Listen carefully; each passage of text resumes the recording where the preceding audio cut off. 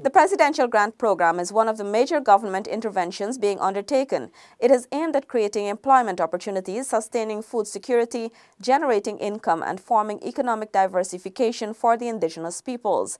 Over the past 3 years, the coalition government has allocated millions of dollars to this program, which has provided communities with specific sums ranging from $500,000 to $2 million, depending on the projects they wish to implement. In this edition of InfoHub Extended, we examine the effect this program has on Guyana's indigenous peoples. Having economic independence means that a community has the ability to generate its own income. This creates an environment where residents can become more self-reliant and less dependent on the government or any organization. One of the first things the coalition government did when it came into office in 2015 was to revise the Presidential Grant Program. Initially, the programs provided grants to communities based on population size. This arrangement was altered to provide grants of up to $2.5 million to communities based on projects they wish to implement following consultation of the residents by the village council. The program's revision has assisted in curbing the dependency syndrome that existed amongst the indigenous peoples for decades. According to Minister of Indigenous Peoples Affairs, Sidney Alicock, the plan was to ensure that not only the projects were implemented based on the needs of the community, but sustained. After a period of time, you're in a stagnated pool of dependency. It is not that easy to have it overnight being implemented or having that change overnight.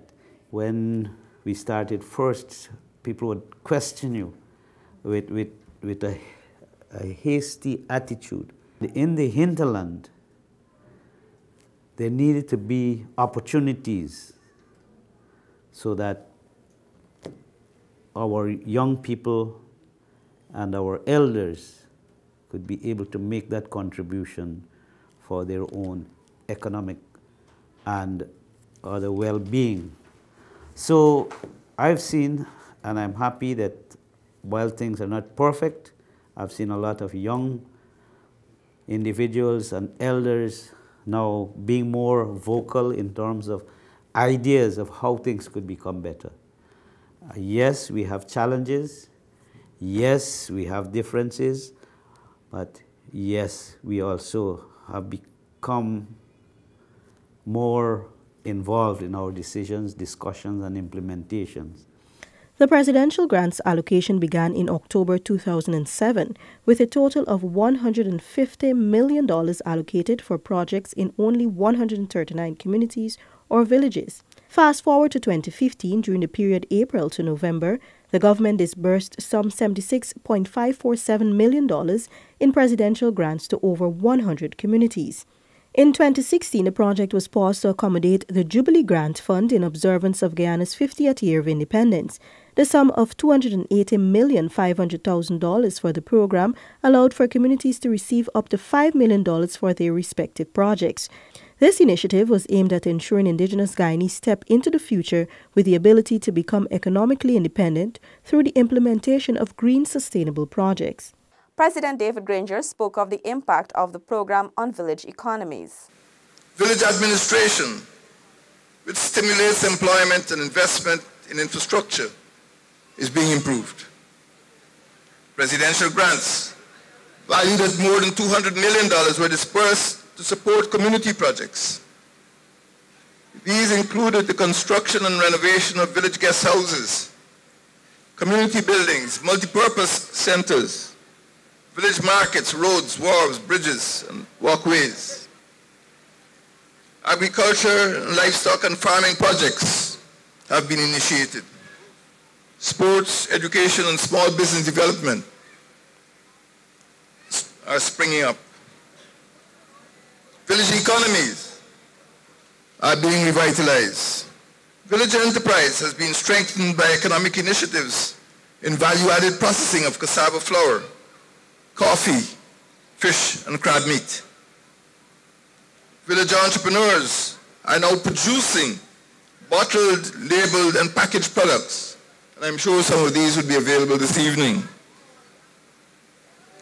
They include body lotions, cashew nuts, cassava bread, creams, crab oil, essences, farine, honey, dried peppers, peanut butter, salad dressing, soaps, sun-dried tomatoes, tapioca, tomato ketchup, and virgin cooking oil.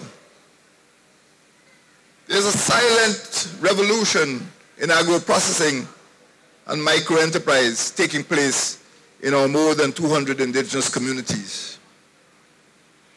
These enterprises will help to reduce inequalities and provide wealth to the families and households of indigenous peoples in the hinterland. In 2017, the regular presidential grant program resumed, and a total of $274,500,000 in grants were distributed to 206 villages, satellites, and communities. It is important to reiterate that these monies were approved based on the projects developed by the villages themselves and vetted by the Ministry of Indigenous Peoples Affairs. Projects supported under the initiatives include transportation, procurement of boats, engines, minibuses, tractors, trailers, and ATVs; agricultural projects, cattle farming, chicken rearing, cash crop farming; machinery and equipment, chainsaws, brush cutters, and generators; tourism, the construction of guest houses, eco-lodges, and benabs; productive infrastructure, the construction of pavilions, multipurpose halls, village offices, village shops, roads, trails, bridges, and revetments. In June 2018, 16 communities in Region 9, the largest administrative region in Guyana, received $20.8 million in presidential grant. Kumu, $800,000 construction of village benab; Napi, $1 million upgrading of farm to market road; Kaikombe, $800,000 construction of village pavilion; Chiricadnau, $800,000 construction of storage bond; Crashwater, $1 million upgrading of 3 kilometers of roads; Anai, $1 million sewing project for women's group; Aranaputa, $1 million construction of village ranch; Coraudanau, $1,499,980 construction of pavilion; Katoka, $1 million construction of water well trestle; Meriwau, $800,000 construction of village office; Aishalton, $1,500,000 fencing of farming area and repair to the bridge; Sawariwau, $1,200,000 furnishing of village office and repairs to village minibus; Awariwainau, $1,200,000 expansion of village shop; Karasabai, $1,500,000 furnishing of village office; Parashara, $800,000 construction of hot meal kitchen; Ruperti, $800,000 road project. Prime Minister Moses Nagamutu assured that funds are always available for hinterland communities. $782 million had been allocated for this region, development region, in presidential grants, in capital works, and in other activities. It's a large sum of money. The presidential grants alone for various projects come up to about $250 million, $243.6 million in the 2018 budget. You have 57 villages benefited from $57.8 million for certain projects. You have Bena Hill Institute benefited for Green Energy Development Center and for equipment and workshop and labs, and for the development of tourism in Karasabai, $5 million, Aranaputa, tractor and trailer, and Sarariwau. I can go on with the village, $5 million for farm projects and for ATV, aluminum boat in Sand Creek. Communities have benefited individually, all the 57 communities individually from a presidential grant in 2018. And these vary from 1 million to 1.5 million and thereabout. So there is always support for villages, and the Tuchaus and councillors have to ensure that they come up with plans for projects within their villages. Additionally, a total of $25,322,202 was handed over in presidential grants to other communities in Regions 1, 7, 8, and 9. Canal Bank Village Council, construction of Mess Hall, $800,000. Cariaco Village Council, construction of Market Building and Hot Meals Kitchen, $2,999,170. Warapoka Village Council, cement block making project, $1 million. Laluni Village Council, construction of community pavilion, $1 million. Kwebanang Village Council, poultry rearing, $800,000. Wax Creek Village Council, construction of dugout boat, $800,000. Karau Village Council, purchasing a floodlight for playfield, $1 million. Chinawing Village Council, upgrade of village office and purchase of village tools, $1,500,000. Keiko Village Council, purchase of Coriel boat and HP 15 Yamaha outboard engine, $1,500,000. Kaburi Village Council, construction of mini mechanical workshop, $1 million. Kato Village Council, construction of village kitchen, $1,500,000. Kaibarupai Village Council, construction of village office, $1,200,000. Taruka Village Council, construction of wooden tools bond, $1,200,000. Tusading Village Council, completion of multipurpose building, $1,200,000. Itabak Village Council, purchasing of materials for industrial building, $1,200,000. Tipiru Village Council, extension of cattle rearing, $1 million. Tashida Village Council, sheep rearing project, $1 million. Tiger Pond Village Council, fencing of sports ground, $1 million. Yarongparu Village Council, sewing center project, $1 million. Rukumata Village Council, gravitational water system, $1 million. Paipang Village Council, extension of fuel depot and stocking of more items, $800,000. Some village leaders spoke of ongoing and plans for future projects under the Presidential Grant Fund. We are working on our ongoing projects, which is the Village Benab. It's like 60% complete now. And then we have the ecotourism CDP project, still in progress as well. And then we have the cattle rearing. We have 3 projects ongoing, and I want to finish those projects by the end of this year and focus on another project early January next year.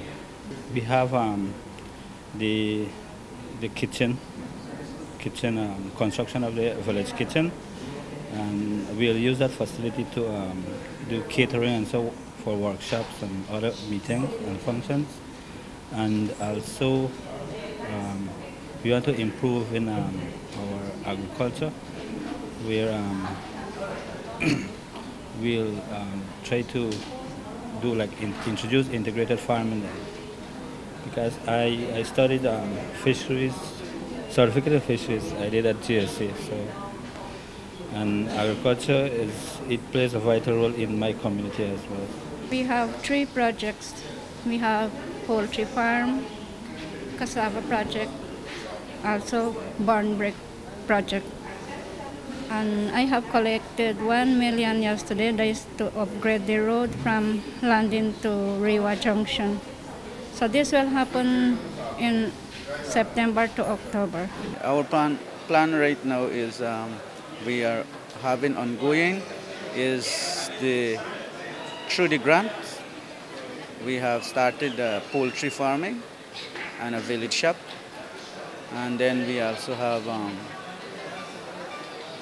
another plan now, which is the crab processing, packaging, and fish processing factory, right? So we are about to start.